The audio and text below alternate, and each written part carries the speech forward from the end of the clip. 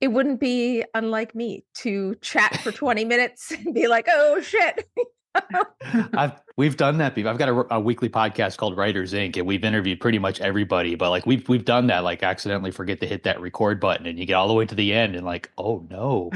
It's like then you got to ask like, James Patterson, hey, can we do it again? And like that Oh doesn't my fly. God. No, not at all.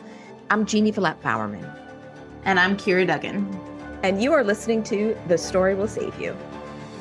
We are very excited to have you here, JD. We'll have to do a whole reading of your bio, but instead of doing something formal like that, maybe just give our listeners some, highlights of the stuff you're really proud of in your career and where you're at right now. And then we'll dive back into how did this all begin? Gotcha. All right. Well, in today's world, I'm a New York Times bestseller, which is awesome. I'm a number Woohoo! 2 New York Times bestseller. So like it doesn't sound as cool as a number 1. I'm hoping we're gonna get that with the next one. I've got a new book with James Patterson coming out in March, and it's looking pretty promising. But that was about 25 years or so in the making. I worked for years behind the scenes as what's called a book doctor and a ghostwriter, essentially helping other people get their books published. I've loved writing. I've been doing it my entire life. My parents encouraged it when I was a kid, but they always added this little caveat. It's a great hobby, but you can't make a living at it. You've got to get a day job. You've got to get a real job. So I did that. I didn't know any better. I went off to college. I got a degree. I ended up with multiple degrees. I've got one in finance, one in business, another one in IT. I got halfway through a psychology degree, ended up working in the corporate world in finance. But I would come home and I would write to stay sane. And like to really date myself, back in the 90s, I did a lot of interviews with celebrities. I was essentially a glorified babysitter at the beginning. I worked for BMG Distribution. So if a recording artist was coming into South Florida, I'd pick them up at the airport, get them to the radio station, get them to their concert, get them to their hotel. Essentially, if you've ever seen that movie, Get Them to the Greek, that was my life.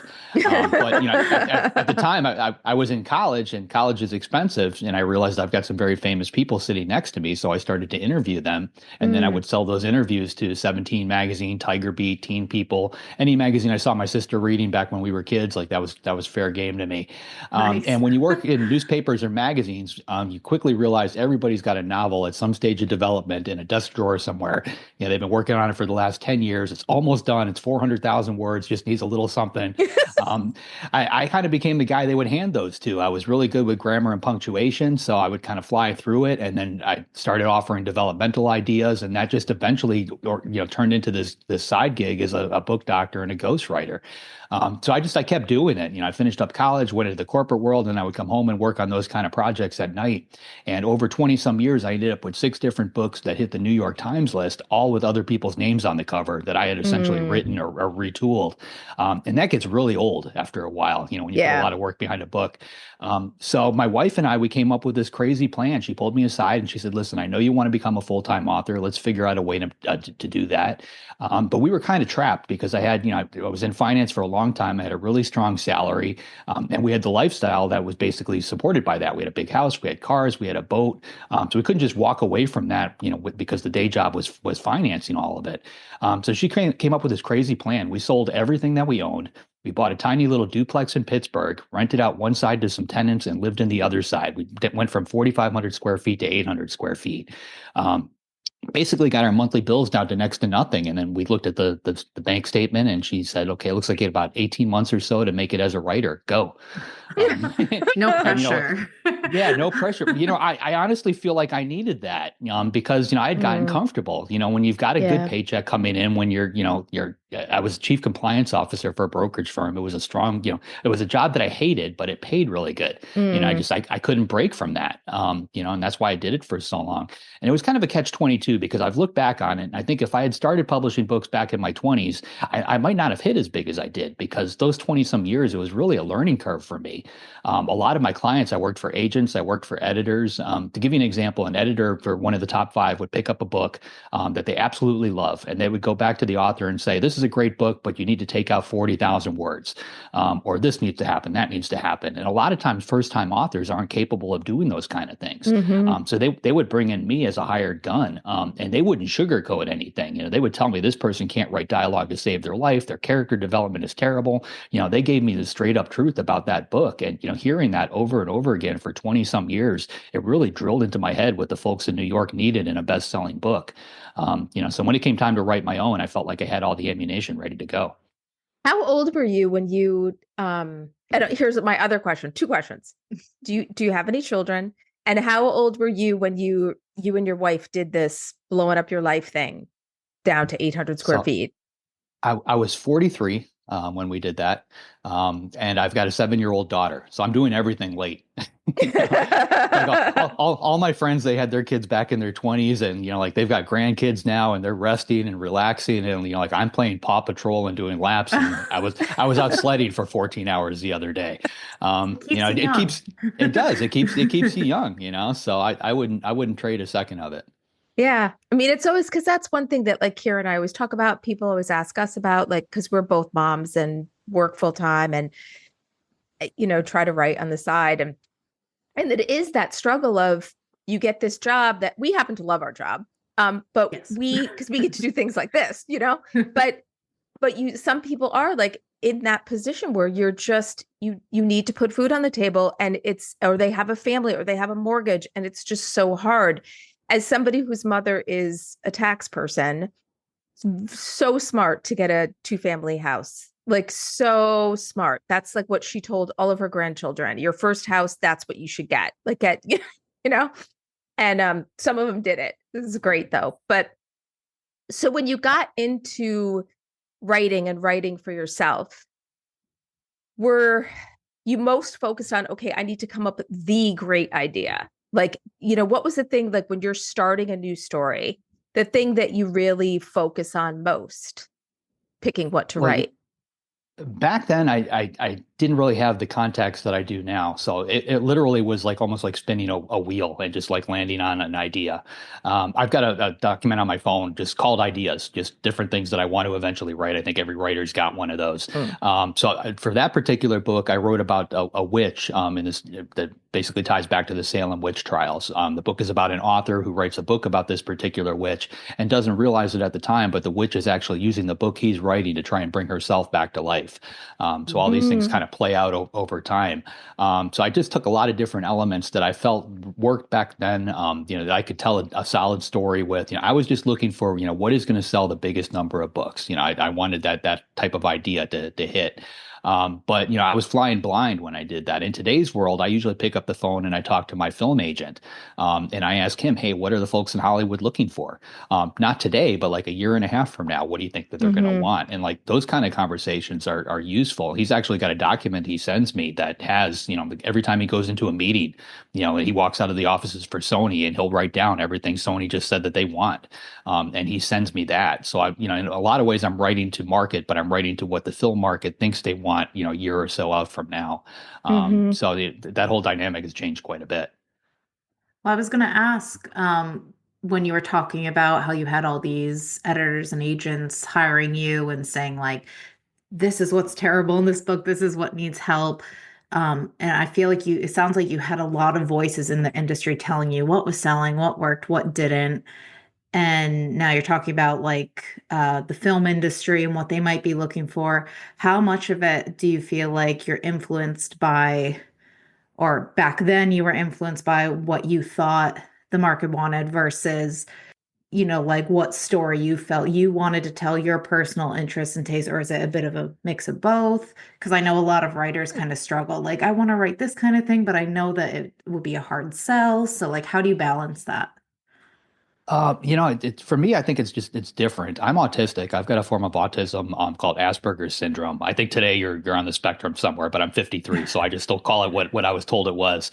And because of that, a lot of the decisions I make, they're not emotional. It's like in this particular world, I look at it as if I'm creating a product. I'm creating a widget, Right. something that somebody else is going to have to sell, somewhere else down the line.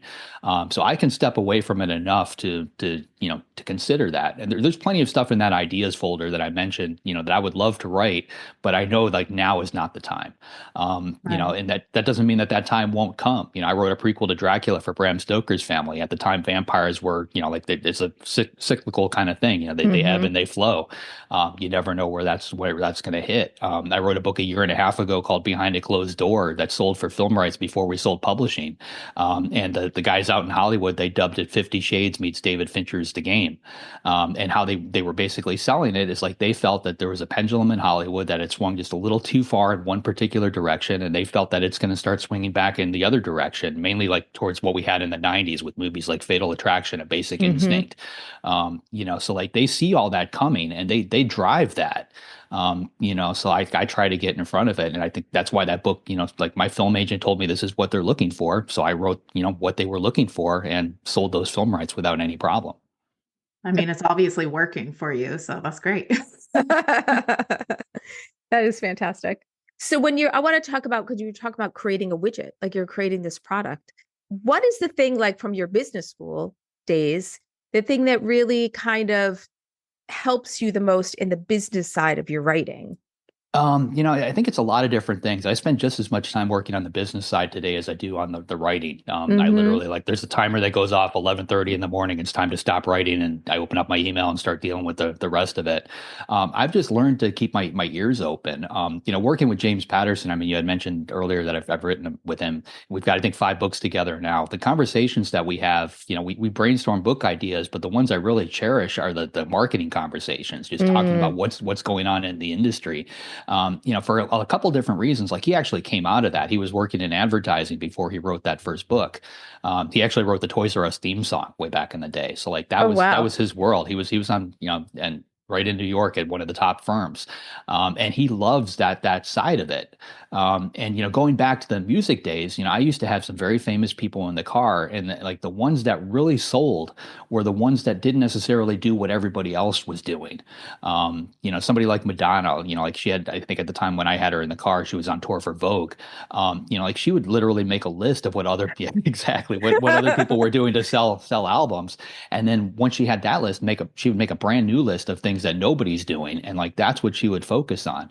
And that caused her to stand out. And if you go back through history and Mm. start analyzing, people, whether it's authors, whether it's artists, whether it's movie stars, whatever, they all tend to do stuff, different from the crowd. And as an Hmm. author, you need to do that too. When I first published Forsaken, my first novel, 700,000 books came out that year. I had to figure out how to make my book stand out above all those other ones. In today's world, we're over 2 million books coming out. I think in 2024, Wow. 2025 is probably going to be worse with AI. But you Yeah. always, your one book is going to have to, stand out. So you got to come up with a way to make that happen. To give you an example, my next book, it's called Something I Keep Upstairs. It's about a haunted house. One of the things we're doing on the promotion side, the house in the book is actually real. It's a real house that exists. I live on an island in New England, and this island with this little house is like right off of our coast, a real place. So as part of the promotion, we're actually giving an overnight stay away to one person in a haunted house. So we're going to draw one name on publication date. That person, they're going to get to pick 3 of their friends. We're going to take them by boat to a private island, to a haunted house, and we're going to leave them there for 24 hours. So like that contest is on social media right now, and people are talking about it because it's a weird, crazy, idea. Like, would you do this? I wouldn't do it. Would you do it? Like they're chatting about it, and like you can't buy word of mouth. I could throw Right. tons of money at Facebook ads, Amazon ads, all the typical stuff authors do. But word of mouth, that's what really sell books. But you know what I would do? I would pick the one person and tell them they could pick their 3 friends. And then when they show up to go to the island, I would say, psych, you 3 can't come. You have to go all by yourself. Go. That's just mean. That's the sick mind I, of Jeannie right I, I there. wouldn't do it. I mean, honestly, like I don't know if you guys believe in that kind of stuff. Like Oh I don't my God, necessarily yes. believe in ghosts. Like I'm smart enough to know there's a lot that I don't know. But Hmm. like the first time I stood in that house, like I really got creeped out, and like I didn't know any of the history of the place. A friend of mine was working with they were basically turning it into a museum. Like that was the ultimate goal. So he raised a lot of money and had people out there rebuilding it.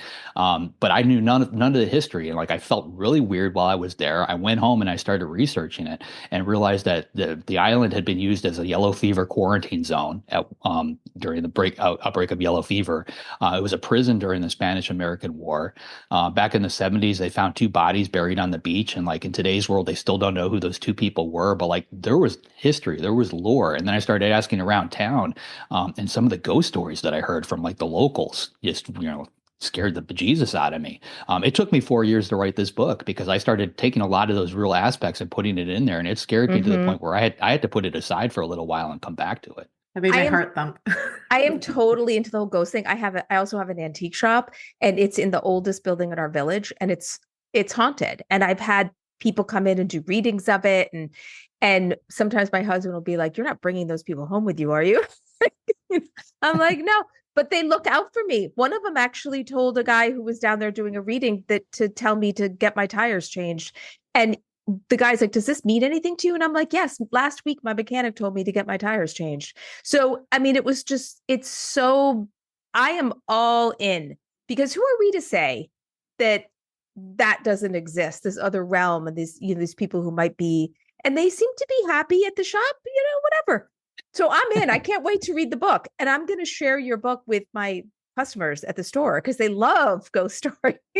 But also, I find it's the people who are like vehemently like, ghosts aren't real, no way. They're always the first to die or the first to like have something bad happen to them in those stories. So I'm like, I believe you. I respect you.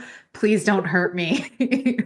Yeah, I don't know what's out there, but like I think as humans, like we've almost evolved past that. Like if you're standing in a room and you've got a cat, and like there's some little noise that happens in the corner of that room, that cat is going to bolt and be gone, in a millisecond. And but like a person is going to be, hey, what made that noise? We're going to go and investigate it, which is just freaking stupid if you if you think about it. Like this is why humans have only been around for 400,000 years. We might not last another 100,000. Like we've lost track of those instinctual reactions. But I think when you're standing in a place that's perceived as haunted, that feeling that you get, the hair standing up back on the back of your neck, like that's those instincts coming back to life saying, hey, there's something going on here and you don't want to be here. And sometimes our logic, like our attempt to create logic out of a situation, goes contrary to the fight or flight reaction. Yeah. Like maybe we should just trust our spidey senses and get the hell out of there. Yep. So when you're talking about James Patterson, I got to just tell you, years ago, I took his masterclass. And then part of his masterclass at that point, I don't know what he does now, but part of it was submitting some sort of a pitch for an idea. And he was going to pick somebody, not specifically from, I don't know how he picked it, but he picked somebody to do a collaboration with or whatever. So I wrote a pitch for him. I should have dug it out so I could have looked at it to see how terrible it was. I have no idea. I don't remember what it was about. There was some certain topic, but it was fun. The masterclass was fun. And he just looks like such a fun guy. And whenever I've seen him interviewed on TV, it's like he just, got an amazing sense of collaboration. And I can't even imagine what it's like for him working with so many different writers, but you getting to also work with him 5 times.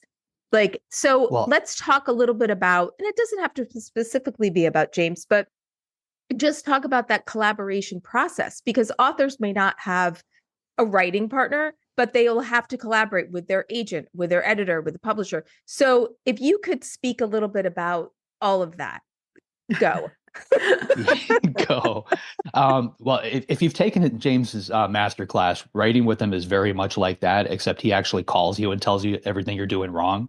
So like there's that added little benefit to it. I love collaborating. I had mentioned that, my early work was all book doctor ghostwriting stuff. I was essentially collaborating with other people at the time. And one of the other things I used to love doing is writing memoirs. I've written memoirs for politicians, for sports figures. My very first one, I was on the football field with the Miami Dolphins. I literally just walked up to a famous player, and I'm not allowed to say who it was because of the NDA. But I just said, hey, have you ever considered writing a book? And he's like, I would love to write a book, but I don't have time. And, like all of a sudden, that's where these two things came together. This person went out there to the publishing companies through their agent and said, hey, I've got a book in mind. Would you guys like it? They offered a huge advance. I got a big chunk of that advance for writing that book and allowing them to put their name on it. But what that meant from a craft standpoint is I had to interview this person, and back then it was all on tape. We probably did about 2 days, probably 8 to 16 hours or so of actual tape, and then I had to write that up in first person in their voice for that particular book. And I did that so many times. I think that actually taught me how to do characters, taught me how to do character development, because I can write in, a female politician's voice. I can write in a linebacker's voice. I can write in this voice. I could be a doctor. I could be an astronaut. It doesn't matter. So I think that was very helpful. When I first wrote a book on my own, like that actually felt weird to me, because now all of a sudden I'm all by myself at a desk. I've got no sounding board. I've got nobody to talk to about this. So I had to get past that.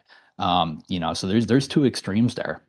Were you nervous at all about, it's almost like, okay, well, before when you're ghostwriting, which I always wonder I think, have we talked to a ghostwriter yet? I feel like we did, or maybe we haven't yet. Maybe it's on a list of things to do. But I always wonder, like, you're almost you are hidden behind, I should say, somebody else's name. So now you're putting your own book out, and now it's you. So any kind of critique of it or anything is going to be like, oh, JD's writing voice, like, like, does it, the first time you were coming out as you, as a writer, was that stressful, or were you like, finally, it's me? It was a little bit of both. I mean, being autistic, I don't know if you know anybody that's autistic in your life, but one of the things that we do is we mimic other people. So if I'm in a social situation, I'm standing around with 3 or 4 people, somebody cracks a joke, I'm going to laugh, but only because the other people around me are laughing. I'm essentially watching what everybody else is doing, and I'm mimicking their behavior. One of the things I can do because of that is I can actually mimic voices on paper. So if I read something written by somebody else, I can actually continue that story writing in their voice. Which is kind of unique to me. Yeah, that's cool. So that's kind of stuck with me, I think, from the beginning. And I'm rambling. I totally forgot what your actual question was. So did I. No, it was about coming out to when you're finally, it's your. Oh, okay, yeah, right, writing on your own. Yeah, so I had written basically as so many other people in other people's voices. When I had to sit down and actually write on my own, I hammered out 2 novels before Forsaken that'll probably never see the light of day. They're just sitting on my computer, and I think it took that much. It took almost 500,000 words for me to actually find my own writing voice and be able to go with it. So that can be very tricky. And I ran into it at the beginning too, because then when I wrote like the prequel to Dracula, I wrote that largely based on Bram Stoker's notes and things that he wrote, so I had to keep it in his voice.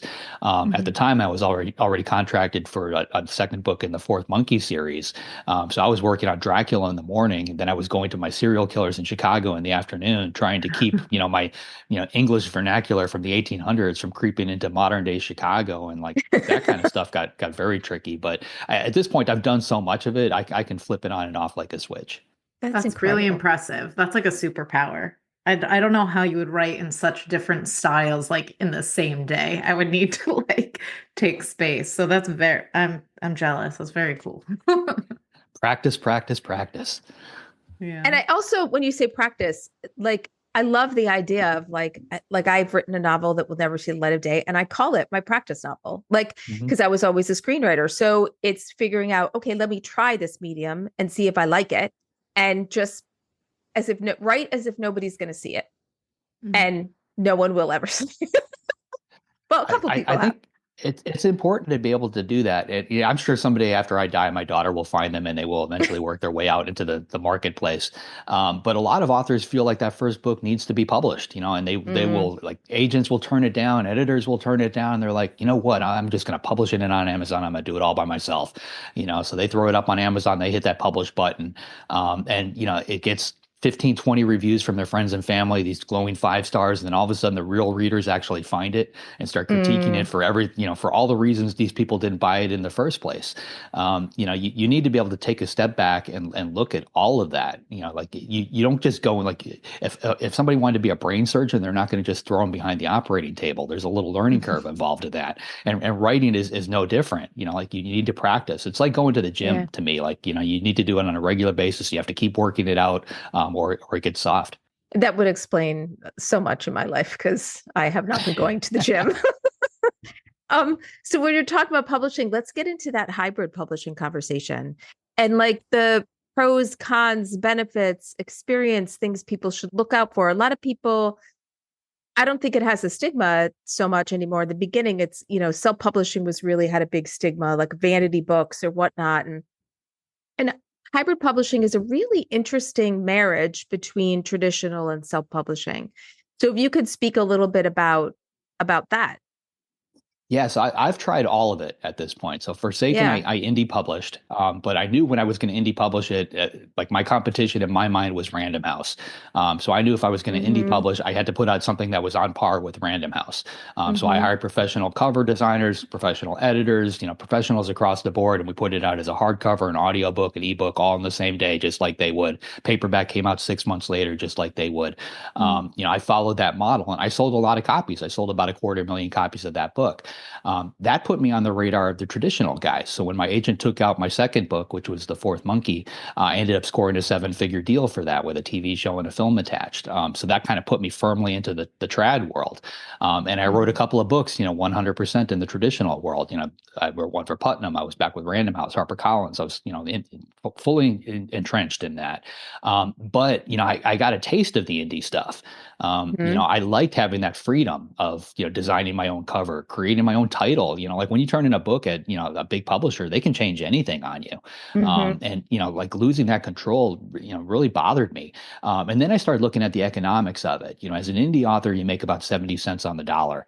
And with a traditional publisher, they may give you a big advance check, but you've got to pay that money back. It's just an advance. And you're paying it back for pennies on the dollar, 15, 20 cents on the dollar if you're lucky. So it's a much smaller amount, meaning you have to sell a lot more books in order to make the same money that you would as an indie. So I started looking at that very closely, and I got about 4 or 5 books in, and I finally decided to make another change. And I called my agent. I think the book was called A Caller's Game. I told her, listen, I'm going to retain English rights for myself. I'm going to publish it through my own press. You can go ahead and sell it in the foreign territories like you've been doing. And at that point, I'm in about 150 different countries, about 30 different languages. There was still a market there, but I wanted to try and do that.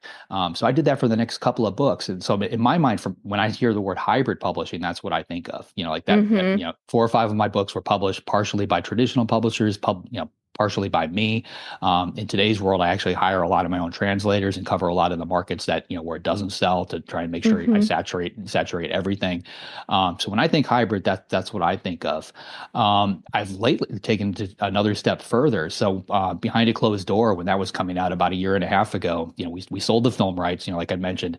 The book was being shopped around New York. We had a couple publishers that wanted it. So it was basically going to go to auction, meaning they were going to, bid on it. Mm-hmm. And I got a phone call from a friend of mine at Random House, and she said, listen, we're about to offer on your book. And when that happens, you need to turn it down.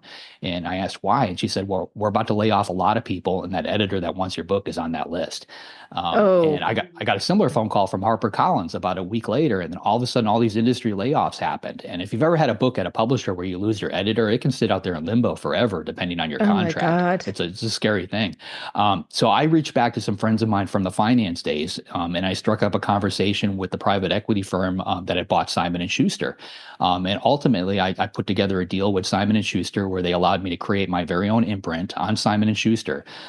So I can basically act as an indie. I can put out whatever books I want, whenever I want. I've got total control over all those various things that an indie would have, but Simon & Schuster is actually putting the book out for me. So they're handling my print sales and distribution. So now I'm getting the best of both worlds. Because one of the big hiccups that I saw as an indie, even though the economics are great, there's still a lot of places you can't get to. Getting your book in an airport bookstore, a bookstore, is a tricky thing. Getting into Target, into Costco, things like that are near impossible. So with this latest deal with Simon & Schuster, I basically solved that problem. So I can put out my books as an indie, basically acting as my own publisher, but because I'm working with Simon & Schuster, I can get it in all those different places. So I've had the moral of this very long story is that I have tried publishing in virtually every incarnation that it's had to date.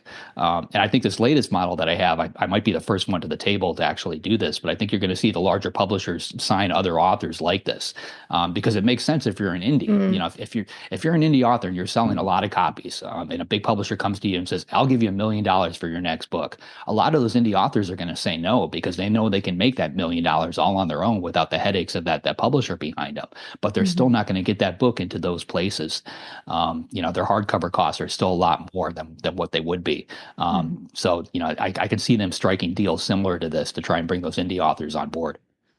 the one thing that I always notice is the combination of writers who have had success, especially New York Times bestselling writers. They always have an incredible sense of business, that it's not just writing that they focus on. They also understand business and understand that this is a business.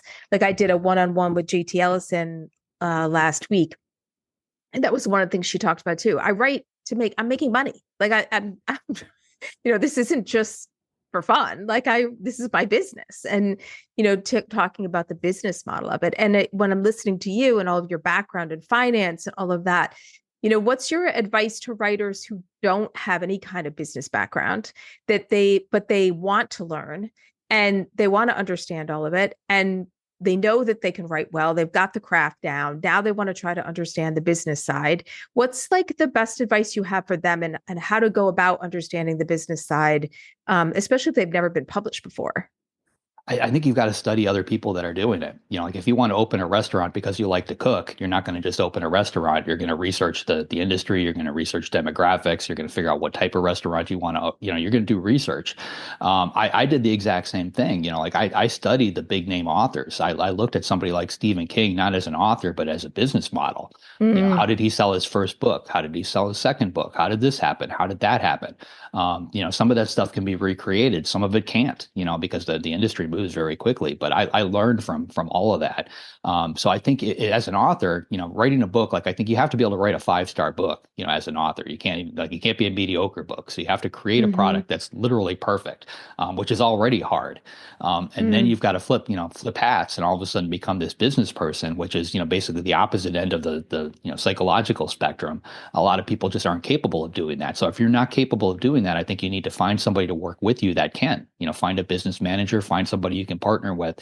If I was an author and like I knew I could write really good books, but had no clue on the business side, I would be willing to give up 50% of my income to somebody who actually understood the business side, because now all of a sudden you've got two different things that can actually run a business. You can't do it all yourself in a lot of ways. And I think it's important that, but you still have to do it, some way you have to get it accomplished. it just sounds exhausting. It does, but I thrive on it. I love business, I can which I tell. guess is weird.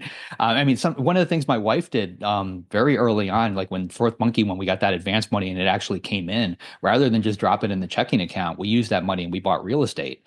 And Hmm. like we kept doing that. When the money came in from the writing side, it never went into the checking account. It went into our business account, and we bought more real estate and more real Hmm. estate.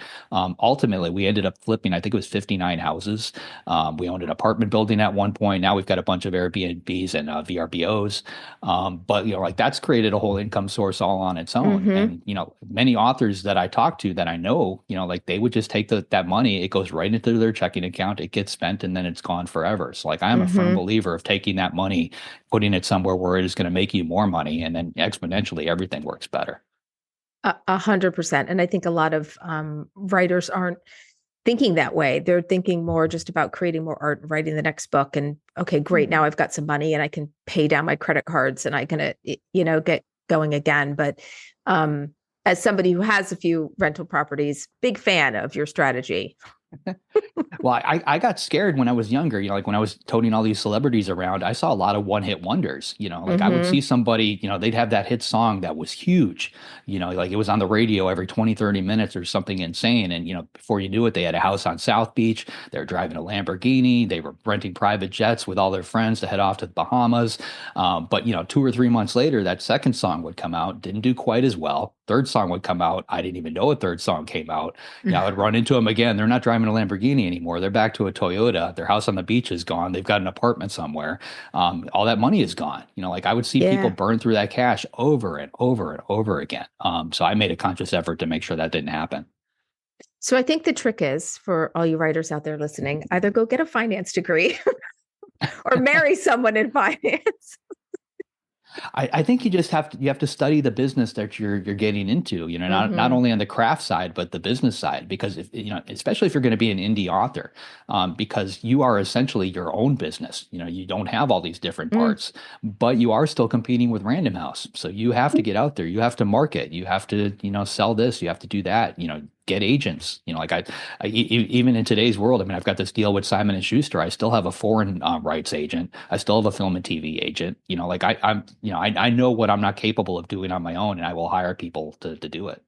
So let's talk about representation for a second. Like when you first started out and you were a ghostwriter, did you have somebody who would bring you projects, or did you directly go pitch people to write their books? And at what point did you get a literary agent?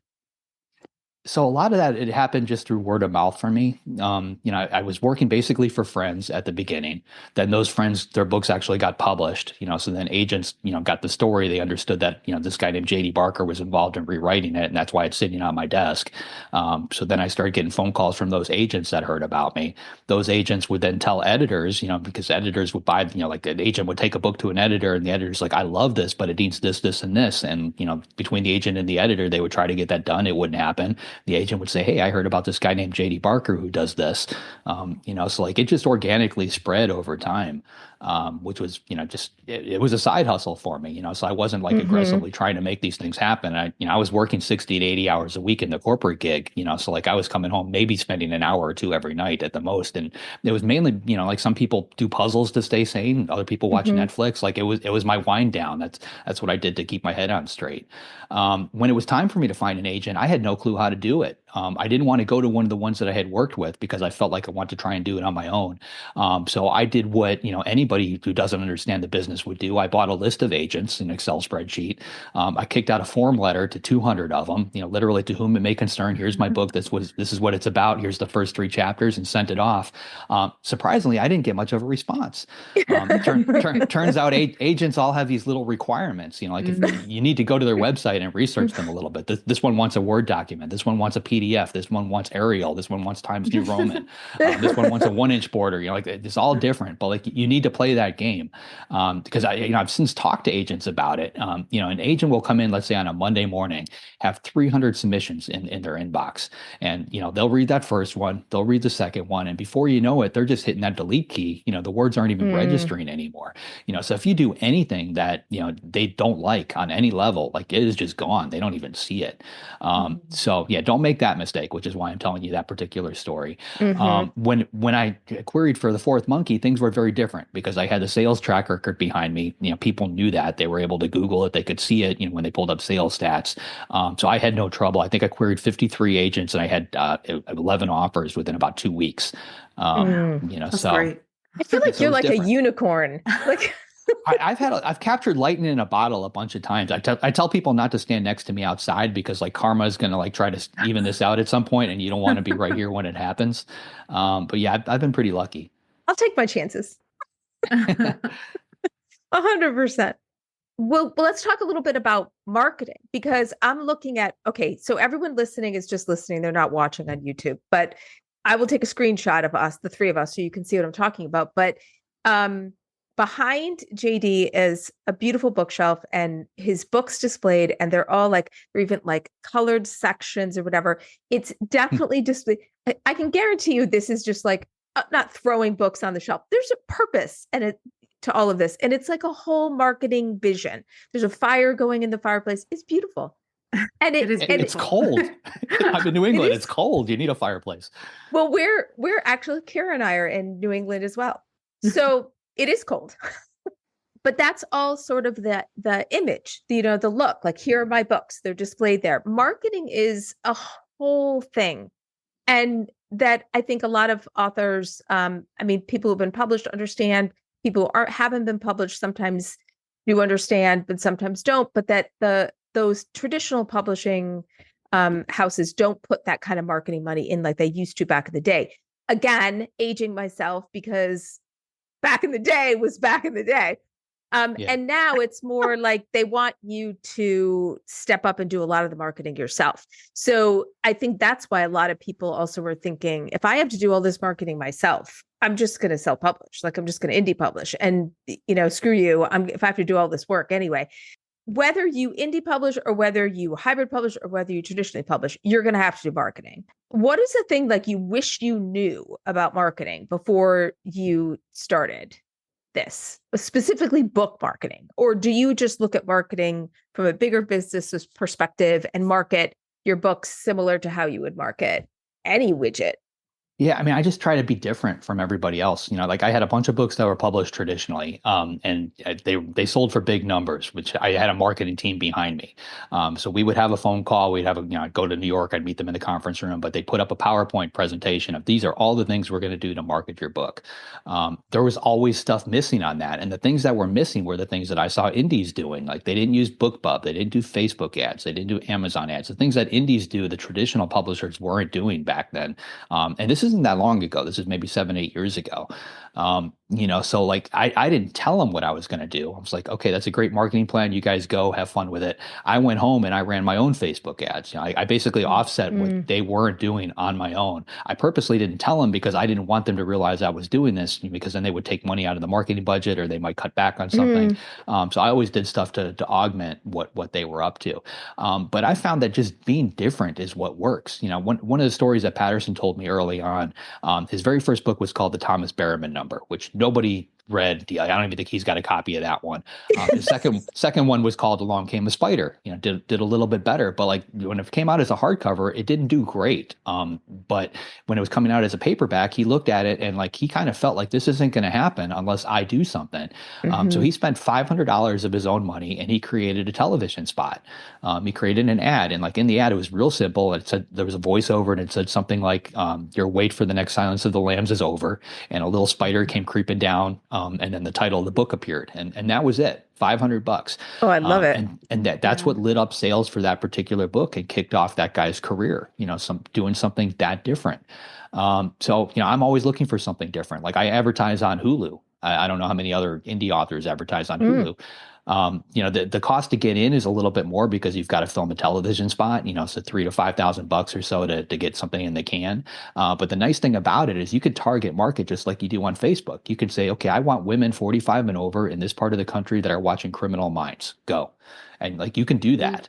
Smart. So what I'm finding is that the people that buy based on television spots tend to buy print. I don't know if it's because they're older or what, but like they're buying the hardcovers, they're buying the paperbacks. When I advertise on Facebook or Amazon, they're buying the ebooks. So I try to look at all those things very closely and figure out what's working and what's not, and tweak the stuff that's not working. Double down on the stuff that is. I am shocked at the amount of money they spend hiring a PR person. Like when I hear the numbers that some of my friends have told me that they spend on PR, I'm like, how many books do you have to sell to like make that up? So for the people who don't want to spend $20,000 on PR, some thoughts and tips on maybe some stuff that they could do for themselves. So I've been there, done that. So I know Dean Koontz really well. So when my second or third book was coming out, I emailed him and said, hey, who do you use for PR? He sent me the name of the firm. I wrote that company a $20,000 check to do PR for my book. And over the course of a month, I think they got me like 3 podcasts and like 2 blog reviews for my $20,000. Like I could have done that myself. That was not working. So what I ended up doing is I sell my PR on an a la carte basis.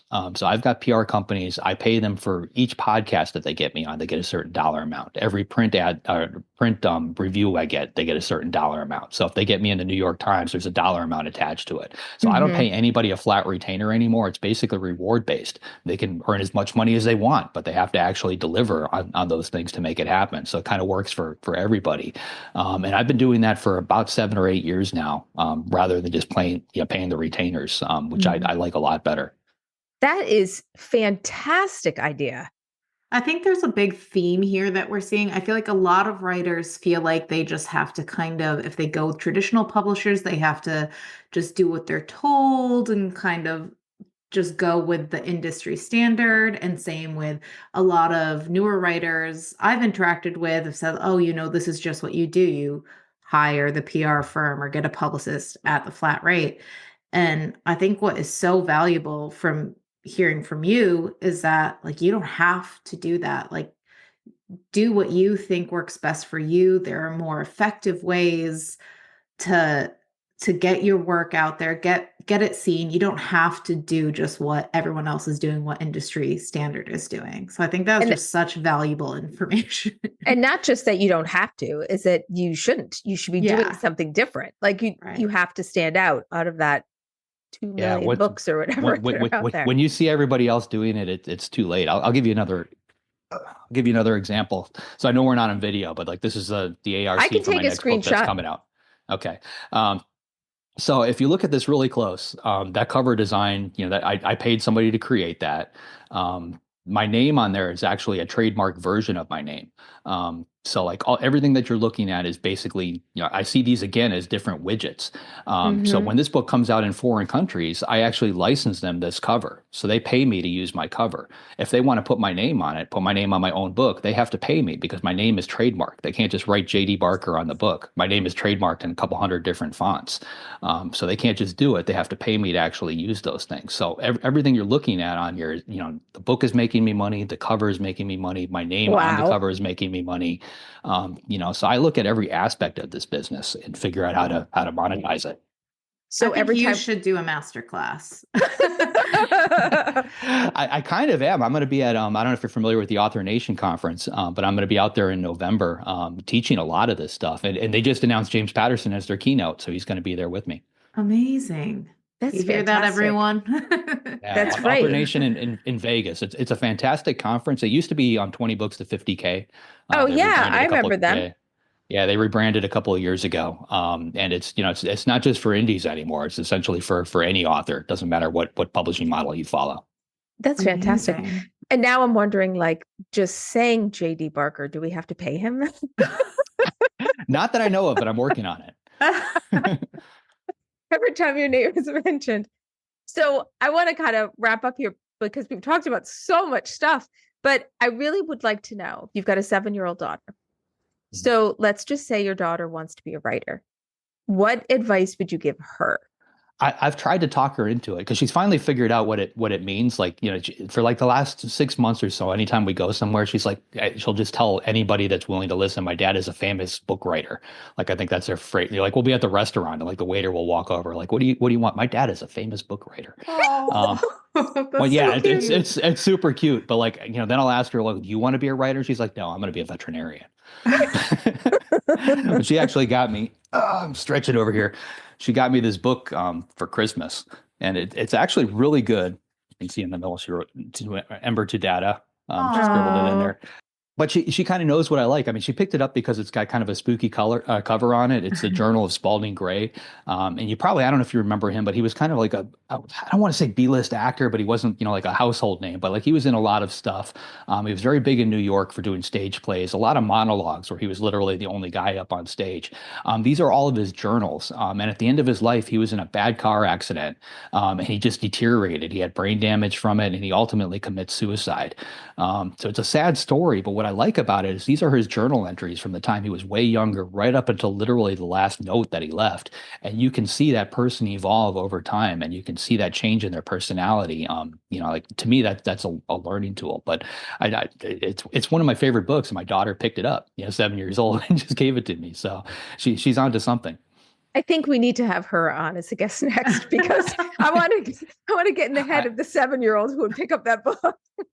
I'm thrilled, like in her school, they're actually teaching them how to write. Like she knows how to create, like a beginning and a middle and an end in a story, which, I know many adults that can't do that.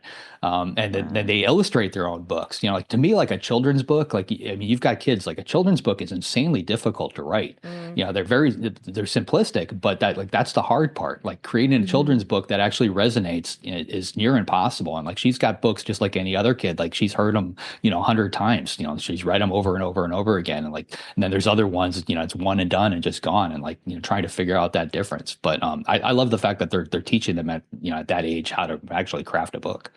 It really is incredible. And it's so important, to teach writing and to just get them to put their little, I know you're sure your daughter doesn't have a phone at 7, but like put your little phones aside, everybody, no matter what your age is, and open up a book. Like it's when you see people constantly addicted to these things, it's the cell phones. I just can't take them anymore.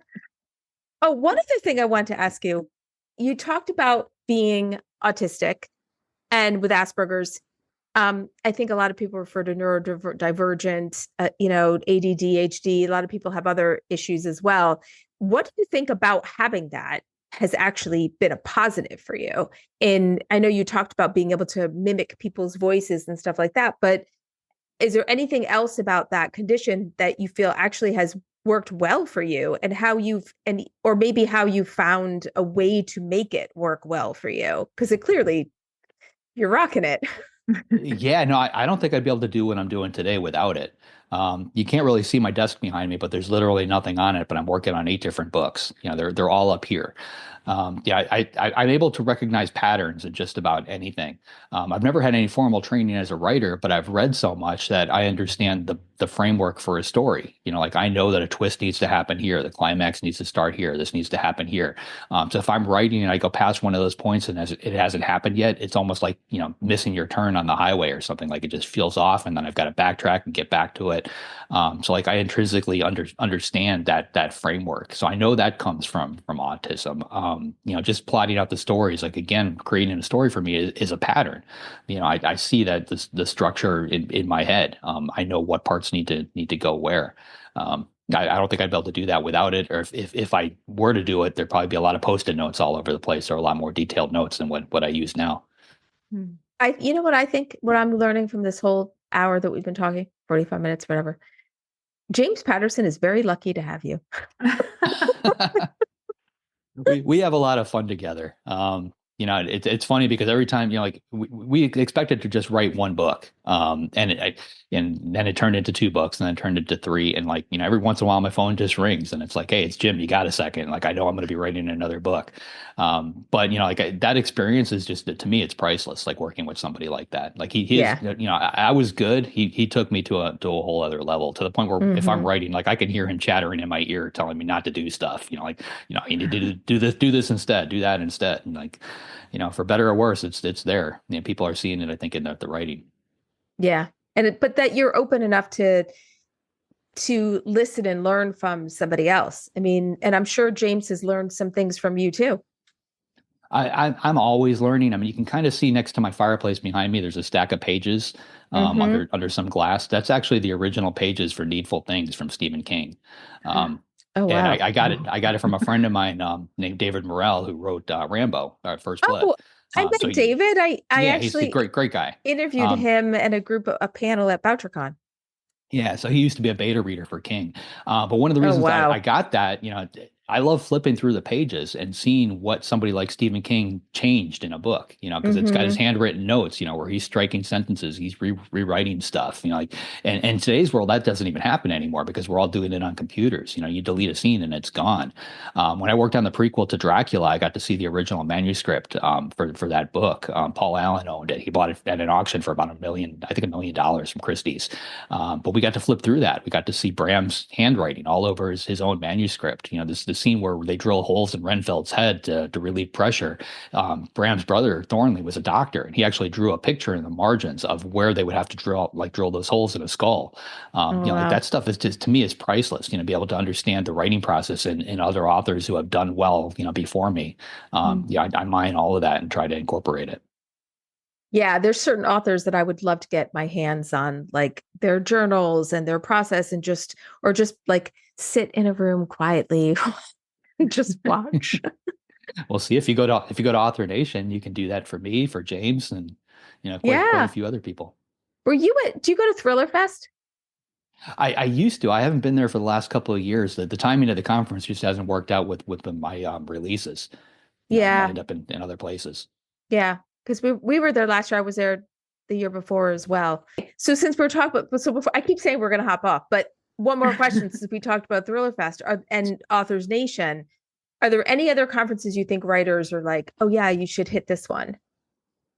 Well, you had mentioned Writer's Digest at the beginning. That was one of my favorites. I had a ball doing that. And if you can go to a conference in New York, I think that's useful too, because I've met a lot of agents, a lot of industry people just being at the conferences in New York. Author Nation to me, though, right now it feels like the conference to go to. Their attendance is somewhere between 2,000 and 3,000 authors, which is Wow. huge. Which is why they have to do it in Vegas. They're kind of stuck doing it out there because it's the only place with venues big enough. But they're teaching you a lot of stuff that you're not going to get at the other conferences. There's a lot of conferences out there that will help you get that first book out. That they're geared towards getting that first title out. And there's other conferences that are fantastic at promoting like the big name authors. But what they all seem to be lacking is like how do you get from that first book to being a big name author? All that stuff that has to happen in the middle. And that's what I like about Author Nation is they're teaching you those things. They're teaching you how to get from book 1 to book 15 to get to the New York Times list, how to build your list over and over and just increase the size of your audience, exponentially over time. Like those are the tools that you actually need to succeed in this business. Well, we will find a link to that and put that in the show notes, and also a link to your podcast, Writers Inc. podcast, and your new book and your site and all of that kind of stuff. So this was so lovely, JD. We really thank you so much for taking the time today to talk to us. Yeah, thank you so much. So valuable. Like I think a lot of writers are going to learn a lot from this podcast. I know I have. So I'm feeling very motivated now. I'm like, I got to go make a marketing plan. So get on that. The Story Will Save You is a Pipeline Artists original podcast. Like, subscribe, and follow us on social media at Pipeline Artists and at Book Pipeline. For more information, visit pipelineartist.com and bookpipeline.com, where we have contests for unpublished manuscripts as well as for published books that would make great adaptations for either film or television. Learn more about our efforts to help writers find publishing success on bookpipeline.com. Until next time, let the story save you.